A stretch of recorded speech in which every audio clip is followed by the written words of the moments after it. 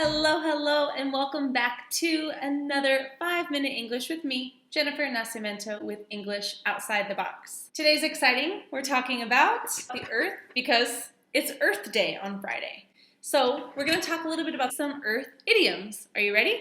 Remember, every 5-Minute English video is a part of a bigger lesson on English Outside the Box's learning blog. All of those links are found below, or for the easiest access, you can visit EnglishOutsideTheBox.com and click on the blog tab.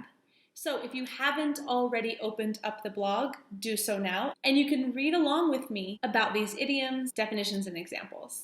We use the expression, nothing like it on earth, to mean that something is so unique or so special that nothing is like it. We cannot compare it to anything. Often this is used in an exaggerated way, meaning that we're making something seem much bigger than it actually is. For example, I hiked to the top of Mount Lemmon and the views across the desert were like nothing on earth. So it's like it's nothing I've ever seen. Well, I've seen a lot of beautiful things, and maybe there are even more beautiful places. So that's why the expression, there's nothing like it on earth, is often exaggerated. Idiom number 2, to go to the ends of the earth.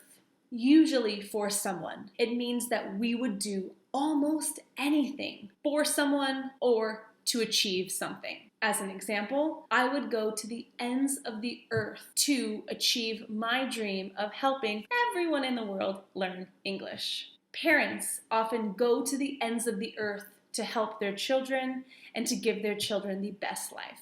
This is very similar to the expression to move heaven and earth. That's this grand, huge gesture that you're doing for someone or for something. You would do a lot to achieve something or make someone happy. The next phrase we're going to look at with Earth Day is the expression or the adjective down to earth. We use this to describe somebody. When a person is down to earth, they're very humble, they're very sensible, they're very easy to talk to. They're not high-strung or conceited. They don't think of themselves as being the best or even better than anyone else. This is a very good quality to have. A compliment if someone tells you that you are down to earth. For example, I was so surprised when I met that very famous celebrity because she was so down to earth. Again, down to earth will often be used with other positive characteristics. Lucy is so charming and down to earth. She's so sweet and down to earth. The next expression we're going to look at is a question or an exclamation. When we say, "What on earth?" or "Why on earth are you doing that?" or "Where on earth is it?"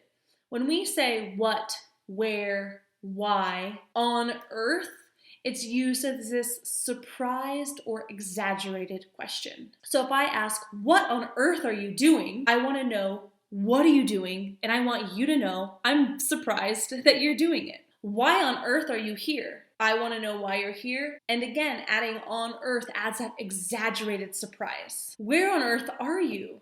I have no idea or concept of where you are, and I want to know, where are you on earth? Where on earth are you? So any of these question words, why, what, and where with on earth is an exaggerated question to add emphasis or this exclamation surprise quality. The final idiom we'll look at today is when you promise someone the earth.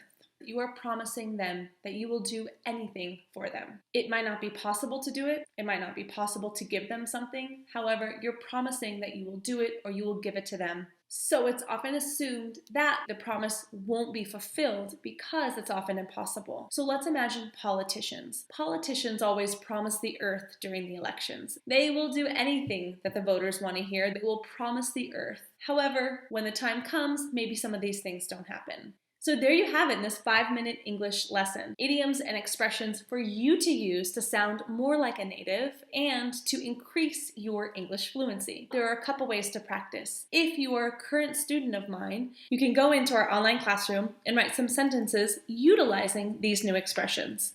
We'll talk about it when we meet in our next class. If you're not a current English Outside the Box student, why don't you sign up?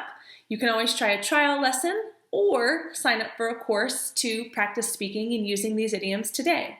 If you're not ready for online lessons, but you still want practice, comment below. Remember, if you don't practice what you hear today, you most likely won't remember it or you'll lose it. If you don't use it, you lose it. Remember that expression. If you want more English outside the box videos and you want them delivered straight to your inbox, exclusive and early, make sure you sign up to receive my weekly lessons, resources, and English tips. I hope you enjoyed today's lessons. I look forward to teaching you. Remember, you can subscribe to the YouTube channel to get updates on more videos, and happy studying!